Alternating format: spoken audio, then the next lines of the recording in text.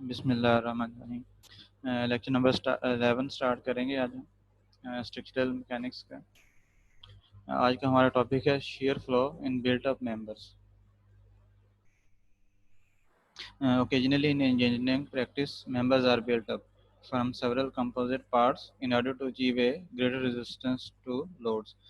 तो engineering practice के अंदर जब आप मेंबर्स डिज़ाइन कर रहे होते हैं तो इस तरह स्टील स्ट्रक्चर्स में भी मैंने आपको बताया था कि हमारे पास कुछ तो हॉट रोड शेप्स हैं जो कि मैनुअल के अंदर लिस्टेड हैं। तो हमारी फर्स्ट प्रेफरेंस यही होती है कि हम उन्हीं में से कोई एक शेप जो है वो यूज़ करें। लेकिन अगर कोई भी ऐसी शेप अवेलेबल नहीं है जो हमारी रिक्वायरमेंट्स को फुलफ़िल कर रही हो, फॉर एग्जांपल जो लोड्स इतने ज़्यादा हैं कि जो हमें कैपेसिटी चाहिए मेंबर की, वो हैवीएस्ट सेक्शन भी वो कैपेसिटी प्रोवाइड नहीं कर रहा, तो फिर हमें बिल्ट अप मेंबर्स की तरफ जाना पड़ता है।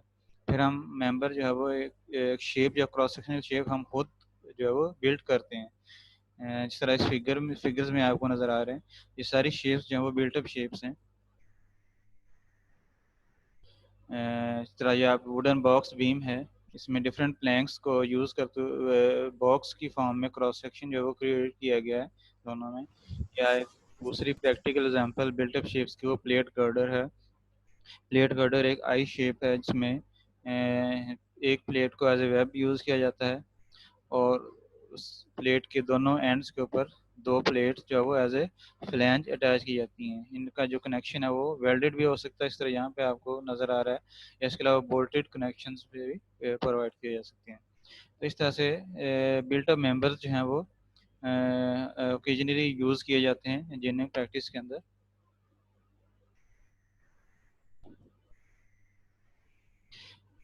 तो जब आप बिल्ट अप मेंबर्स यूज़ करते हैं, मीन दो जो डिफरेंट एलिमेंट्स हैं क्रॉस सेक्शन के वो सेपरेट हैं और उनको आपने जो है वो किसी अरेंजमेंट में इनमें से या कोई भी अरेंजमेंट आपने जो है वो यूज़ की है और उस अरेंजमेंट में आपने इन एलिमेंट्स को अटैच किया है, तो उस केस में shear फ्लो जो है वो इम्पोर्टेंट हो जाता है। shear फ्लो हम पढ़ेंगे, आपको डेफिनेशन भी बताऊंगा shear फ्लो बेसिकली क्या है। इसकी जो वो इसको समझने के लिए हम जो है वो ये एक बीम कंसिडर करते हैं जिसमें डिफरेंट प्लैंक्स हैं। फॉर एग्जांपल इस बीम में 3 वुडन प्लैंक्स हैं जिनको जो है वो स्टैक करके एक दूसरे के ऊपर रख के हमने बीम जो है वो एक बीम क्रॉस सेक्शन जो है वो बिल्टअप किया है। तो फर्स्ट फिगर में जो आपको लेफ्ट साइड पे जो फिगर नज़र आ रही है, इसमें जो वुडन प्लैंक्स हैं उनको जॉइन नहीं किया गया आपस में, सिर्फ एक दूसरे के ऊपर रख के उसके ऊपर हमने लोड अप्लाई किया है। तो जब इस पे लोड अप्लाई किया जाएगा तो जब बेंडिंग प्रोड्यूस होगी तो ये जहाँ पे इनके जिन सर्फेसेस पे एक दूसरे के साथ ये कनेक्ट हो रहे हैं वहाँ पे स्लाइडिंग हो जाएगी। आप इसके अलावा और आपके पास एग्जांपल है, कार्ड्स हैं। कार्ड्स जो हैं वो उनको आपने बेंड करते हैं तो वो कार्ड्स जो हैं वो स्लाइड होते हैं। या आपको रजिस्टर ले लें, कोई बुक ले लें, उसको जब आप बेंड करेंगे तो उसके जो जो पेजेस होते हैं वो एक दूसरे के ऊपर स्लाइड हो रहे होते हैं। अगर आप उसको एक दूसरे के साथ बॉन्ड कर दें, कनेक्ट कर दें, तो जो स्लाइडिंग है वो स्टॉप हो जाएगी। इस तरह यहाँ पे राइट साइड पे आपको फिगर नज़र आ रही है, इसमें जो वुडन प्लैंक्स हैं उनको एक दूसरे के साथ जो है वो बॉन्ड कर दिया गया है। इसके साथ जो है वो एक कनेक्शन जो है वो क्रिएट कर दिया गया किसी तरह से ग्लू से, या आप इसको फास्टनर्स के साथ जो है वो कनेक्ट कर सकते हैं। तो इस केस में जो स्लाइडिंग है इन सर्फेसेस के ऊपर जहाँ पे ये एक दूसरे के साथ टच हो रहे हैं, वहाँ पे स्लाइडिंग जो है वो स्टॉप हो गई है, वहाँ पे स्लाइडिंग अब पॉसिबल नहीं है।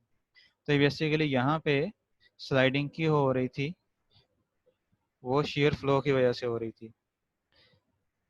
तो अगर आपने इस स्लाइडिंग को रोकना है, मेन shear फ्लो को आपने स्टॉप करना है, तो आपको जो है वो ये जो दो सरफेसेस हैं इनको आपस में जो है वो कनेक्ट करना पड़ेगा, बॉन्ड करना पड़ेगा।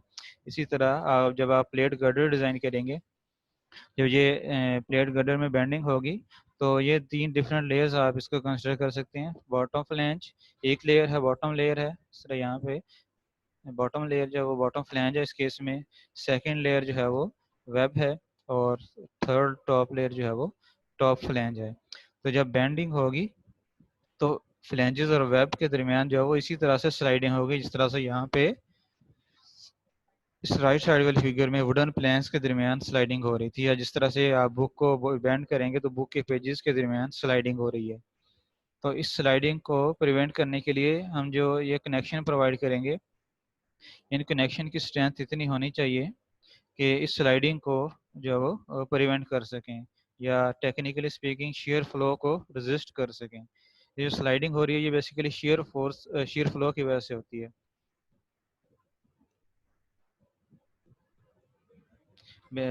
दो सरफेसेस जो हैं वो बेंडिंग की वजह से एक दूसरे के साथ स्लाइड हो रही होती हैं, मीन शेयर हो रही होती हैं। तो इस शेयरिंग फोर्स को प्रिवेंट करने के लिए हम जो है वो इस तरह यहाँ पे हमने जो है वो ग्लू से ग्लू प्लैंक्स को ज्वाइन किया है। ब्लेड गडर के अंदर हमने ये फ्लैंजेस को वेब के साथ वेल्डेड कनेक्शन से या बोल्टेड कनेक्शन से कनेक्ट किया है। तो जो स्लाइडिंग फोर्स है, जो शेयर फोर्स है, उसको रेजिस्ट करने के लिए हमें ये कनेक्शन जो है वो डिज़ाइन करने पड़ते हैं। In order to design these fasteners or determine their spacing, it is necessary to know the shear force that must be resisted by the fastener. तो जो shear force है जो कि longitudinal direction में स्लाइडिंग, जिसकी वजह से स्लाइडिंग हो रही है, इसको प्रिवेंट करने के लिए जो भी हम बॉन्ड या कनेक्शन यूज करेंगे उसकी स्ट्रेंथ जो है वो इस बेसिस पे डिटरमिन होगी, कितनी shear force है जिसकी वजह से ये स्लाइडिंग हो रही है। This loading when measured as force per unit length of the beam is referred to as shear flow. तो जो shear force है longitudinal direction में, इसको अगर हम पर यूनिट लेंथ मेजर करें, में यूनिट लेंथ के लिए जितनी फोर्स है shear force वो मेजर करें तो उसको हम shear flow कहते हैं। इसको हम स्मॉल q से रिप्रेजेंट करते हैं। shear flow की डेफिनेशन जो है वो देख लें। shear flow is a measure of the force per unit length along the axis of a beam.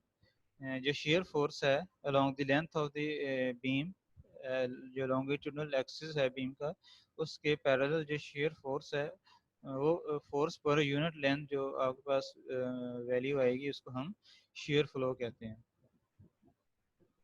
The magnitude of the shear flow can be obtained using a development similar to that for finding the shear stress in the beam. जो shear stress का topic हमने पढ़ा था mechanics and material में, उसमें जो हमने methodology use की थी, जो प्रोसीजर यूज़ किया था शेयर स्ट्रेस की फाइंड करने के लिए, उसमें भी हमने पहले शेयर हॉरिजॉन्टल शेयर जो है वो कैलकुलेट किया था। फिर हमने कहा था कि इसको हॉरिजॉन्टल शेयर जो है वो वर्टिकल शेयर के इक्वल होता है, तो फिर हमने उस फार्मूला को वर्टिकल शेयर के लिए जो है वो यूज़ किया था। इसी तरह यहाँ पे भी हम हॉरिजॉन्टल, जिस तरह हॉरिजॉन्टल शेयर स्ट्रेस हमने कैलकुलेट की थी, उसी तरह से हम हॉरिजॉन्टल शेयर फ्लो जो है वो कैलकुलेट करेंगे। उसके लिए जो है हम एक ये बीम कंसिडर करते हैं, टी बीम है जिसके फ्लैंज के साथ जो है वो जो सेगमेंट्स हैं दोनों साइड्स के ऊपर वो अटैच हैं। हम इस एक सेगमेंट को कंसिडर करेंगे शेयर फ्लो कैलकुलेट करने के लिए। इस जंक्चर के अलोंग ये जो जॉइंट है इस सेगमेंट का फ्लैंज के साथ उस जंक्चर के अलोंग, उस सरफेस के अलोंग जब हम शेयर फ्लो जो वो फाइंड करेंगे। इसमें हमने एक जो वो लेंथ के अलोंग जो है वो एक एलिमेंट कंसिडर किया है जिसकी लेंथ dx है, डिफरेंशियल एलिमेंट कंसिडर किया है। इसकी एक एंड के ऊपर जो बेंडिंग मोमेंट m है और दूसरे एंड के ऊपर m plus dm bending moment apply हो रही है। जिस फेस के ऊपर m बेंडिंग मोमेंट अप्लाई हो रही है वहाँ पे जो रिजल्टेंट फोर्स है फ्लेक्सुरल स्ट्रेस डिस्ट्रीब्यूशन की वो F है, और दूसरी साइड पे जहाँ पे m plus D M bending moment apply हो रही है वहाँ पे जो फ्लेक्सुरल स्ट्रेस डिस्ट्रीब्यूशन का जो रिजल्टेंट फोर्स है वो F प्लस डी एफ है। तो F प्लस डी एफ एक साइड पे फोर्स अप्लाई हो रही है और दूसरी साइड पे F फोर्स अप्लाई हो रही है जो कि इन बेंडिंग मोमेंट की वजह से है। F plus D F M plus D M की वजह से है और F फोर्स जो है वो M बेंडिंग मोमेंट की वजह से है। बेसिकली ये बेंडिंग मोमेंट्स जो है वो उनके जो स्ट्रेसेस होती हैं, फ्लेक्सुरल स्ट्रेसेस, वो लॉन्गिट्यूडनल डायरेक्शन में होती हैं। उनका जो रिजल्टेंट फोर्स होती है वो हम जहाँ पे अप्लाई किया हमने इस पूरे एरिया के ऊपर, एरिया जिसको हमने ए प्राइम से जो है वो रिप्रेजेंट कर रहे हैं, इस एरिया के ऊपर जो फ्लेक्सुरल स्ट्रेस डिस्ट्रीब्यूशन है उसकी जो रिजल्टेंट फोर्स है वो ये एफ प्लस डी एफ एक साइड पे और एफ दूसरी साइड पे है। तो इन फोर्सेस का जो डिफरेंस है उस डिफरेंस के इक्वल यहाँ पे एक फोर्स जो है वो अप्लाई होगी ताकि ये सेगमेंट जो है वो एक्विलिब्रियम में जो एक्विलिब्रियम मेंटेन करे। इन फोर्सेस का जो डिफरेंस है वो एफ प्लस डी एफ और एफ का जो डिफरेंस है वो डी एफ है। तो इसका मतलब यह है कि डी एफ फोर्स जो है वो resultant force D F apply हो रही है, तो एक्विलिब्रियम मेंटेन करने के लिए अपोजिट डायरेक्शन में डी एफ फोर्स जो है वो यहाँ पे अप्लाई होनी चाहिए, जो कि ये वाला पोर्शन जो फ्लैंज है, फ्लैंज का जो फेस है ये इस सेगमेंट के ऊपर अप्लाई करेगा, यहाँ पे जहाँ पे ये आपको एरो नज़र आ रहा है। और ये इस तरह से ये सेगमेंट जो है वो एक्विलिब्रियम में जो एक्विलिब्रियम जो मेंटेन करेगा। इसकी जो स्ट्रेस डिस्ट्रीब्यूशन अगर आप देखना चाहते हैं तो ये आपको फिगर नज़र आ रही है, इसमें ये पूरी एलिमेंट है, ये टोटल डेप्थ है क्रॉस सेक्शन की, जो डॉटेड लाइन आपको नज़र आ रही है। जो टॉप पोर्शन है ये इस एलिमेंट की डेप्थ है जो सेगमेंट हमने कंसिडर किया है। तो इसके ऊपर जो स्ट्रेस डिस्ट्रीब्यूशन है, एक साइड पे एम है, ये फेस जो है वो जहाँ पे एम बैंड मोमेंट अप्लाई हो रही है, और दूसरे फेस पे M plus D M bend moment apply हो रही है। इस सेगमेंट की लेंथ डी एक्स है। जिस साइड पे एम बैंडिंग मोमेंट अप्लाई हो रही है उस साइड पे जो स्ट्रेस है, जो फ्लेक्सुरल स्ट्रेस है वो सिग्मा है, जिसकी वैल्यू जो है वो वेरी कर रही है with respect to Y, Y जो न्यूट्रल एक्सिस से जो डिस्टेंस है।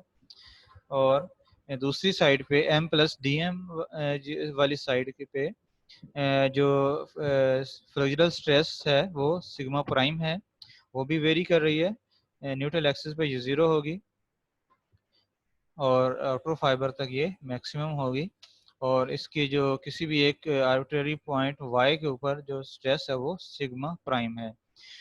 जो सिग्मा की रिजल्टेंट फोर्स है वो एफ है, जो कि यहाँ पे इस फिगर में ये नज़र आ रही है आपको। और सिग्मा प्राइम की जो रिजल्टेंट फोर्स है वो एफ प्लस डी एफ है, जो कि ये इस साइड पे आपको अप्लाई की ही नज़र आ रही है। और इन दोनों का जो डिफरेंस है वो इस पॉइंट के ऊपर जहाँ पे ये सेगमेंट फ्लैंज के साथ अटैच था, उस पॉइंट के ऊपर जो है वो डी एफ फोर्स जो है वो अप्लाई होगी इस पोर्शन को, इस सेगमेंट को इसका एक्विलिब्रियम मेंटेन करने के लिए। तो जब आप इस पूरे सेगमेंट के लिए हॉरिजॉन्टल फोर्स एक्विलिब्रियम की इक्वेशन लिखते हैं तो आपके पास जो है वो इस तरह ये इक्वेशन आएगी। तीन फोर्सेस अप्लाई हो रही हैं इस सेगमेंट के ऊपर हॉरिजॉन्टल डायरेक्शन में, F force, F plus D F force, और इनके जो डिफरेंस है उसको अकाउंट फॉर करने के लिए, एक्विलिब्रियम मेंटेन करने के लिए ये थर्ड डी एफ फोर्स जो है वो अप्लाई हो रही है। तो इस सेगमेंट के एक्विलिब्रियम के लिए जो रिक्वायरमेंट ये है कि तीनों फोर्सेस का सम जो है वो जीरो के इक्वल होना चाहिए, या इन दो फोर्सेस का सम एफ प्लस डी एफ का सम जो है वो डी एफ के इक्वल होना चाहिए। तो इसी इक्वेशन को हम यूज़ करेंगे। यहाँ पे ये हमने इक्वेशन जो है वो यूज़ की है, यही हॉरिजॉन्टल फोर्स एक्विलिब्रियम, जो हॉरिजॉन्टल डायरेक्शन में फोर्सेस अप्लाई हो रही हैं, डी एफ फोर्स, ये आपके पास ये डी एफ फोर्स अप्लाई हो रही है, और ये किसकी इक्वल होनी चाहिए, इन दो फोर्सेस के सम के नेट इफेक्ट के इक्वल होने चाहिए। इन दोनों फोर्सेस का नेट इफेक्ट क्या है, F plus D F minus F, ठीक है, दोनों अपोजिट डायरेक्शन में अप्लाई हो रही है, तो F plus D F minus F, considering F plus D F is greater in value than F, F plus D F की वैल्यू जो है एफ से ज़्यादा है, ये हम कंसिडर करते हुए ये इक्वेशन जो है वो लिखेंगे। एफ प्लस डी एफ, ये हमारे पास ये term F plus D F को रिप्रेजेंट कर रही है, और सेकंड टर्म जो ये वाली टर्म है ये एफ को रिप्रेजेंट कर रही है। किस तरह से रिप्रेजेंट कर रही है, ये हमने जब शेयर स्ट्रेस की का फार्मूला ड्राइव करे तो उसमें भी हमने पढ़ा था। जो अगर हम एक स्मॉल डिफरेंशियल एलिमेंट कंसिडर करें इस डेप्थ के अलावा, उस स्मॉल डिफरेंशियल एलिमेंट का जो एरिया है वो डी ए प्राइम है, टोटल एरिया ए प्राइम है। इसके ऊपर एक स्मॉल एलिमेंट हम कंसिडर करते हैं, उस एलिमेंट का जो एरिया है वो डी ए है, और उसके ऊपर जो स्ट्रेस अप्लाई हो रही है वो सिग्मा या सिग्मा प्राइम है। इस फेस पे सिग्मा है और इस फेस पे सिग्मा प्राइम है। तो sigma prime multiply by area हमारे पास फोर्स आएगी उस एलिमेंट की, डिफरेंशियल एलिमेंट की। तो sigma prime multiply by D A prime, ये इस फेस के ऊपर जो उस स्मॉल डिफरेंशियल एलिमेंट की फोर्स है, और सिग्मा डी ए प्राइम ये जो अपोजिट इस साइड के ऊपर, इस फेस के ऊपर जो डिफरेंशियल एलिमेंट के ऊपर जो स्मॉल इस डिफरेंशियल एलिमेंट के ऊपर जो फोर्स है वो आपके पास सिग्मा डी ए प्राइम है। तो इन फोर्सेस को अगर आप पूरे एरिया के ऊपर इंटीग्रेट कर दें तो आपके पास ये forces F plus D F और एफ फोर्सेस आ जाएंगी। इससे मैंने पहले भी आपको बताया कि जब स्ट्रेस जो है वो अगर तो यूनिफॉर्म हो तो हम सिंपली स्ट्रेस को एरिया से मल्टीप्लाई करके रिजल्टेंट फोर्स कैलकुलेट कर लेते हैं। लेकिन जब स्ट्रेस जो है वो वेरिएबल हो, स्ट्रेस डिस्ट्रीब्यूशन जो है वो वेरिएबल हो, उस केस में हम एक small differential element D A consider करते हैं और उसके ऊपर जो फोर्स होती है वो सिग्मा डी ए है, और फिर उसको हम पूरे एरिया पे इंटीग्रेट करते हैं। तो वेरिएबल स्ट्रेस के रिजल्टेंट फोर्स कैलकुलेट करने के लिए हम ये मेथडोलॉजी यूज़ करते हैं, हम इंटीग्रेशन को यूज़ करते हैं। स्मॉल डिफरेंशियल एलिमेंट की फोर्स जिस तरह यहाँ पे sigma prime multiply by D A prime है, और इसको टोटल फोर्स कैलकुलेट करने के लिए पूरे एरिया ए प्राइम के ऊपर हमने इंटीग्रेट कर दिया। इसी तरह जो एफ फोर्स है, एफ फोर्स के कोरस्पॉन्डिंग जो स्मॉल डिफरेंशियल एरिया के ऊपर जो फोर्स है वो सिग्मा डी ए प्राइम है, और टोटल फोर्स उस साइड के ऊपर, उस एरिया के ऊपर कैलकुलेट करने के लिए हमने इंटीग्रेशन अप्लाई कर दिया टोटल एरिया के ऊपर। तो अब चूंकि सिग्मा प्राइम और सिग्मा ये फ्लेक्सुरल स्ट्रेसेस हैं, तो फ्लेक्सुरल स्ट्रेसेस को हम फ्लेक्सुरल फार्मूला के थ्रू इस तरह से लिख सकते हैं, एम वाई ओवर आई जो अपने formula stress is equal to M Y over I, जो कि फ्लेक्सुरल फार्मूला हमने या बेंडिंग स्ट्रेस का फार्मूला हमने ड्राइव किया था मैकेनिक्स मटेरियल में। तो उस फार्मूला से हम जब सिग्मा को रिप्लेस कर देते हैं, एम ओवर आई यहाँ पे जिस जिस साइड पे सिग्मा प्राइम स्ट्रेस अप्लाई हो रही है वहाँ पे तो मोमेंट जो है वो एम प्लस डी एम है। तो ये total moment Y over I, इस तरह हमने इसको रिप्लेस कर दिया, और यहाँ पे M over I, M Y over I, ठीक है। यहाँ पे जो मोमेंट है वो एम है, वाई सेम होगा दोनों एंड्स के ऊपर। ये जो डिफरेंशियल एलिमेंट हमने कंसिडर किया है वो ये सेम ही डेप्थ पे होगा, और आई जो है वो टोटल क्रॉस सेक्शन का मोमेंट इनर्शिया जो वो भी सेम होगा। जी, क्वेश्चन है आपका कोई? सर ये इंटीग्रेशन ये जो सर आई डैश आ रही है सर, इसका समझ नहीं आ रहे थे। ये ए डैश जो है सर ऊपर, ये एरिया कहाँ से है सर? जो एरिया हमने कंसिडर किया है ना इस टोटल एलिमेंट, ये आपको ए प्राइम नजर आ रहा है, जो सेगमेंट हमने कंसिडर किया है, ये आपको यस नजर आ रहा सर, है। ये सेगमेंट सर ये इसी से काट, ये सेगमेंट ऊपर यहाँ वाली ये वाला टिप से सेगमेंट, काटा है सर। ये वाला सेगमेंट है जो फ्लैंज के साथ जो है वो वर्टिकल डायरेक्शन में अटैच्ड है, ठीक है। जी जी ये सर, नजर आ रहा जी है। सर, इसका जो एरिया है ये जी जी ए सर प्राइम नजर। हमने कंसिडर किया है। ये हमने इसको नहीं ले रहे, इसलिए नहीं ले रहे क्योंकि ये तो टोटल एरिया होगा ना, जो टोटल शेप है इसका जो एरिया वो ए है, लेकिन हम क्योंकि इस सेगमेंट को कंसिडर किया हुआ है, इसका जो एरिया है वो ए प्राइम है, ठीक है। इस एरिया के ऊपर किसी भी एक डिस्टेंस वाई के ऊपर हमने एक एलिमेंट कंसिडर किया है, स्मॉल एलिमेंट, जिसका एरिया हम डिफरेंशियल एरिया ले रहे हैं डी ए प्राइम, ठीक है। ठीक हो गया। ये वो डी ए प्राइम है। जब आप इंटीग्रेट करेंगे इसको टोटल एरिया के ऊपर तो ये टोटल एरिया बन जाएगा, ठीक है। फॉर एग्जाम्पल सिग्मा प्राइम को यहाँ से रिमूव कर दें तो बाकी टर्म बचेगी, वो टोटल एरिया के इक्वल हो, ए प्राइम के इक्वल होगी, ठीक है। डिफरेंशियल एलिमेंट का एरिया और उसको आपने इंटीग्रेट कर दिया टोटल ए प्राइम एरिया के ऊपर, तो वो ऑटोमेटिकली आपके पास टोटल एरिया बन जाएगा। जब आपने डिफरेंशियल एलिमेंट का एरिया और उस डिफरेंशियल एलिमेंट के ऊपर जो फोर्स अप्लाई हो रही है, स्ट्रेस अप्लाई हो रही है, उसको मल्टीप्लाई कर दिया है, तो ये आपके पास उस डिफरेंशियल एरिया की फोर्स है।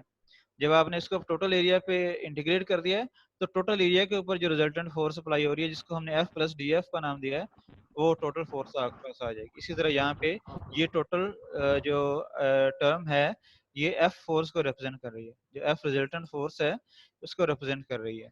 जब अगर तो ये स्ट्रेस डिस्ट्रीब्यूशन यूनिफॉर्म हो, ये कांस्टेंट वैल्यू होती है सिग्मा की, फिर तो हम simply sigma multiply by A prime से फोर्स कैलकुलेट कर लेते, ठीक है। लेकिन अब चूंकि स्ट्रेस डिस्ट्रीब्यूशन वेरिएबल है, तो जब भी वेरिएबल स्ट्रेस डिस्ट्रीब्यूशन होती है तो फिर हम इंटीग्रेशन को यूज़ करते हैं, ये मेथड यूज़ करते हैं। फिर हम एक स्मॉल डिफरेंशियल एलिमेंट कंसिडर करते हैं, उसकी फोर्स कैलकुलेट करते हैं, उसको फिर टोटल एरिया पे इंटीग्रेट करके टोटल रिजल्टेंट फोर्स जो है कैलकुलेट करते हैं। तो इस तरह से आपने ये इक्वेशन लिखी है, उसमें जो स्ट्रेसेस हैं सिग्मा प्राइम और सिग्मा, वो फ्लैगुलर स्ट्रेसेस हैं। तो फ्लैगुलर स्ट्रेसेस का जो फार्मूला है हमारे पास एम वाई ओवर आई, उससे हमने रिप्लेस कर दिया है। यहाँ पे total moment M plus D M है, वाई ओवर आई जो है वो साथ मल्टीप्लाई हो गए। इस साइड पे सिग्मा जो है वो एम मोमेंट की वजह से है, तो इस ये इक्वल होगा एम वाई ओवर आई के। जब आप इसको सिंप्लीफाई करेंगे तो आपके पास जो है वो ये इक्वेशन आ जाएगी। डी एम ओवर आई जो है वो हमने जो है वो कॉमन ले लिया, इंटीग्रेशन से बाहर आ गए। वाई इंटू डी ए जो प्राइम जो है वो आपके पास जो है वो टर्म इंटीग्रल के अंदर जो है वो रह जाएगी। अब जो इंटीग्रल वाली टर्म है, ये जो हमने फर्स्ट मोमेंट ऑफ एरिया की डेफिनेशन पढ़ी थी, ये आपने मैकेनिक्स जिनने मैकेनिक्स के अंदर पढ़े होगी, फर्स्ट मोमेंट ऑफ एरिया इसको हम क्यू से रिप्रेजेंट करते हैं। तो ये फर्स्ट मोमेंट ऑफ एरिया की डेफिनेशन है, ये टोटल इंटीग्रल वाली टर्म। वाई डी ए किसी भी एक डिफरेंशियल एलिमेंट का मोमेंट फ्रॉम न्यूट्रल एक्सिस, और उसको फिर हमने टोटल एरिया पे इंटीग्रेट कर दिया, तो टोटल एरिया का मोमेंट जो है वो अबाउट न्यूट्रल एक्सिस। तो ये पूरी टर्म जो है, जो इंटीग्रल के अंदर वाली टर्म है, जो इंटीग्रल वाली टर्म है, ये सारी फर्स्ट मोमेंट ऑफ एरिया को रिप्रेजेंट कर रही है न्यूट्रल एक्सिस के अबाउट। इसमें एरिया कौन सा है, ए प्राइम। जो ए प्राइम आपने एरिया लिया है, उस एरिया का फर्स्ट मोमेंट ऑफ एरिया है with respect to neutral axis, तो उसको हम क्यू से रिप्रेजेंट करते हैं।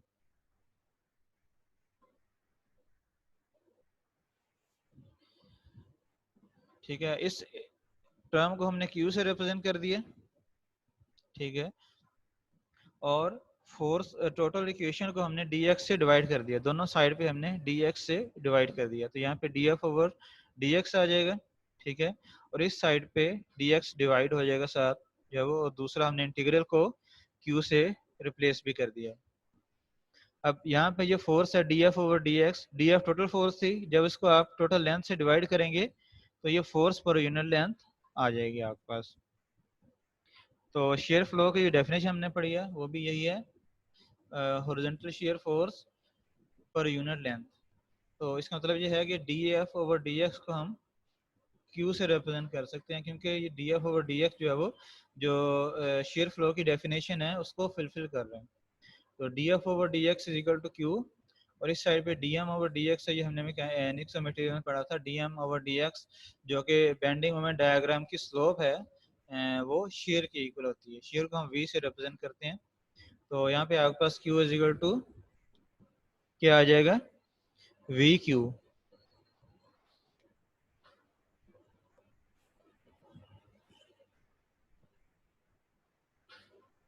सर ये आई जो है वो 1/i है, यहाँ पे आई जो है वो डिनोमिनेटर में है।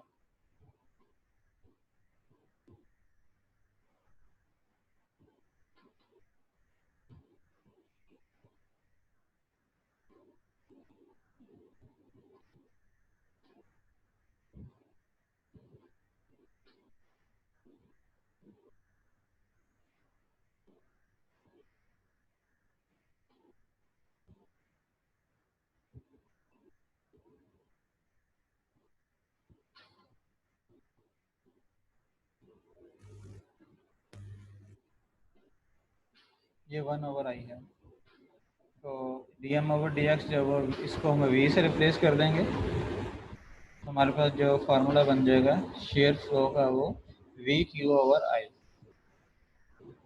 तो इस तरह से हमारे पास इस इक्वेशन से इक्वेशन नंबर 1 जो है वो ये आपकी शेयर फ्लो की इक्वेशन है। इसके अंदर क्यू जो है वो शेयर फ्लो है, measured as force per unit length along the beam, beam की लेंथ के अलोंग पैरेलल जो है वो फोर्स पर यूनिट लेंथ है। वी वर्टिकल शेयर है, जो क्रॉस सेक्शन के ऊपर शेयर फोर्स अप्लाई हो रही है। Q is the first moment of area, I जो मोमेंट ऑफ इनर्शिया है पूरे क्रॉस सेक्शन का, एंटायर क्रॉस सेक्शन का, computed about neutral axis. Neutral axis के रेफरेंस से हम कैलकुलेट करेंगे। क्यू जो फर्स्ट मोमेंट ऑफ एरिया है, तो हम कैलकुलेट करेंगे Y bar prime multiply by A prime से। वाई बार प्राइम जो है वो एरिया के सेंट्रॉइड से न्यूट्रल एक्सिस तक का डिस्टेंस है, और ए प्राइम उस एरिया का उस एलिमेंट का जो एरिया है जो कि जंक्चर के अलावा जो बीम के साथ जो फ्लैंज के साथ जो है वो कनेक्टेड है। तो ये टोटल जो है वो वाई बार प्राइम ए प्राइम जो है वो फर्स्ट मोमेंट ऑफ एरिया होगा इस एरिया का, ये ए प्राइम एरिया का first moment of area about neutral axis के अबाउट जो है वो हम first moment of area calculate कर रहे होंगे ए प्राइम एरिया का। तो इस तरह से आप जो है शेयर फ्लो कैलकुलेट कर सकते हैं बिल्ट अप मेंबर्स के अंदर। इसमें जो ए प्राइम एरिया है डिफरेंट केसेस में वो आपने किस तरह से सेलेक्ट करना है, उसके लिए आप ये देखेंगे कि कौन सा एरिया जो है वो सपोर्ट कर रहा है वो कनेक्शन जहाँ पे डिफरेंट एलिमेंट्स कनेक्ट हो रहे हैं, तो कौन से एरिया को सपोर्ट कर रहा है वो एरिया आप जो ए प्राइम एरिया कंसिडर करेंगे। ये डिफरेंट एग्जांपल जो है वो स्लाइड में आपको नज़र आ रही है। ये एक टी बीम है, टी बीम के अंदर आपने ये जो जॉइंट है जहाँ पे फ्लैंज वेब के साथ कनेक्ट हो रहा है, तो इस जॉइंट ने जो वो शेयर फ्लो को रेजिस्ट करना है, और तो एरिया जो है वो इससे ऊपर वाला जो एरिया होगा वो सारा एरिया आप कंसिडर करेंगे। तो ये जो डार्क एरिया आपको नज़र आ रहा है ये ए प्राइम है, तो इस जंक्शन ने जो जॉइंट है इसने इस एरिया को सपोर्ट करना है, इस एरिया को स्लाइडिंग से प्रिवेंट करना है। डी फिगर के अंदर जो अरेंजमेंट है उसमें दो वेब्स हैं और उसके दरमियान जो है वो एक फ्लैंज जो है वो फ्लैंज एलिमेंट जो है वो अटैच हो रहा है। तो फ्लैंज एलिमेंट दो पॉइंट्स के ऊपर जो है वो कनेक्टेड है वेब्स के साथ। तो इसका मतलब ये है कि दो जो जॉइंट्स हैं ये वाले, ये इस एरी प्राइम एरिया को सपोर्ट कर रहे हैं। तो शेयर फ्लो आप इन जॉइंट्स के ऊपर कैलकुलेट करेंगे और उसके लिए जो एरिया है जिस एरिया को ये दोनों जॉइंट्स सपोर्ट कर रहे हैं वो एरिया जो है वो ये दरमियान वाला फ्लैंज का एरिया दे देंगे। सी फिगर में जो अरेंजमेंट है इसके अंदर तीन जॉइंट्स हैं जो कि इस ऊपर वाले एरिया जो ऊपर वाला फ्लैंज है इसको सपोर्ट कर रहे हैं। तो हम शेयर फ्लो जो है वो इन तीनों जॉइंट्स के अंदर जो है वो फाइंड करेंगे और इसके लिए जो एरिया कंसिडर करेंगे ए प्राइम वो ये वाला एरिया होगा जो डार्क में आपको नज़र आ रहा है। तो इस तरह जो है वो आप शेयर फ्लो कैलकुलेट करेंगे। यहाँ पे ये सारी चीज़ें जो मेंशन हैं, जो प्लेन्स ऑफ कनेक्शन है वो डार्क थिक लाइंस के साथ जो है वो आइडेंटिफाई किए गए हैं। सर ये जो जॉइंट्स हैं, और जो एरिया आपने कंसिडर करना है क्यू कैलकुलेट करने के लिए वो ये ए प्राइम एरिया जो है वो डार्क वाला आपने कंसिडर करना है। तो फिगर ए के अंदर जो जॉइंट है या जो फास्टनर है, ये चूँकि एक ही फास्टनर है एक क्रॉस सेक्शन के ऊपर, तो इसका मतलब यहाँ पे जो भी शेयर फ्लो की वैल्यू आएगी वो सारी की सारी फोर्स जो है वो इसी एक फास्टनर में रेजिस्ट करनी है। यहाँ पे एक क्रॉस सेक्शन के ऊपर दो फास्टनर्स हैं, तो इसका मतलब ये है कि जो टोटल शेयर फ्लो आप कैलकुलेट करेंगे उसका हाफ जो है वो एक फास्टनर सपोर्ट करेगा और दूसरा हाफ जो है वो दूसरा फास्टनर सपोर्ट करेगा। यहाँ पे तीन फास्टनर्स हैं, तो शेयर फ्लो जो टोटल कैलकुलेट करेंगे उसको 3 पे डिवाइड करेंगे, 1/3 हर 1/3 पोर्शन जो है वो हर नेल जो है वो या फास्टनर है वो उसको सपोर्ट करेगा। इससे रिलेटेड हम एग्जाम्पल सॉल्व करते हैं। एक बिल्ट अप बीम जो है वो गिवन है जो कि बी और बी प्राइम पॉइंट्स के ऊपर जो वो ग्लू के साथ जो वो कनेक्टेड है। दो वेब्स हैं और एक फ्लैंज है, फ्लैंज बी और बी पॉइंट्स के ऊपर वेब्स के साथ कनेक्टेड है। तो फिर जो शेयर फोर्स अप्लाई हो रही है वर्टिकल शेयर वो 850 न्यूटन है। डायमेंशंस गिवन है। आपने जो शेयर फ्लो फाइंड करना जो कि बी और बी प्राइम के ऊपर जो ग्लू है या जो भी अरेंजमेंट यूज़ की है कनेक्शन के लिए उसने फोर्स को रेजिस्ट करना है। वो फोर्स आपने कैलकुलेट करनी है बी और बी प्राइम पॉइंट्स के ऊपर। Excuse me sir. जी जी सर ये वर्टिकल शेयर फोर्स जो है ये क्या है? इसका मतलब ये तो लोड हो सकता है, जी शेयर फोर्स तो नहीं होगी ये? जो भी आपके पास जब आप बीम्स सॉल्व करते हैं, एनालिसिस करते हैं, उसके अंदर आपके पास किसी जी सर। क्रॉस सेक्शन पे जो शेयर फोर्स की वैल्यू आती है, जी, ये वही शेयर फोर्स की वैल्यू। ये वही है सर, लेकिन ये वर्टिकल क्यों हो रही है लग रही है, ये तो उसके पैरेलल नहीं होती। नहीं, पैरेलल तो इसकी वजह से शेयर फ्लो प्रोड्यूस होगा ना। ये देखें, मुझे फर्स्ट स्लाइड पे जाना पड़ेगा। ये वर्टिकल फोर्स ही है ना। जी जी। वर्टिकल फोर्स की वजह से हॉरिजॉन्टल डायरेक्शन में शेयर प्रोड्यूस हो रहा है ना। जी मैकेनिकल सर। मटेरियल में भी हमने जो शेयर स्ट्रेस पढ़ी थी, वो हमने हॉरिजॉन्टल शेयर स्ट्रेस कैलकुलेट की थी ना पहले। तो हमने जी सर। हॉरिजॉन्टल शेयर स्ट्रेस जो है वो इक्वल होगी वर्टिकल शेयर स्ट्रेस के। सही है सही है। हॉरिजॉन्टल डायरेक्शन में जो शेयर फ्लो है, जो कि फोर्स पर ओरिजिनल लेंथ है, वो वर्टिकल फोर्स की वजह से ही होगी। ये क्यों है? क्योंकि दोनों सेक्शंस के ऊपर, दो डिफरेंट सेक्शंस के ऊपर बेंडिंग मोमेंट डिफरेंट होगी। बेंडिंग मोमेंट की डिफरेंस की वजह से, जो कि यहाँ पे F प्लस डी एफ का डिफरेंस था, इस वजह से हॉरिजॉन्टल फोर्स प्रोड्यूस हो रही है। सही है। ठीक। ठीक है, मैं सेशन जो है दोबारा स्टार्ट करता हूँ, एंड होने वाला है, तो मैं दोबारा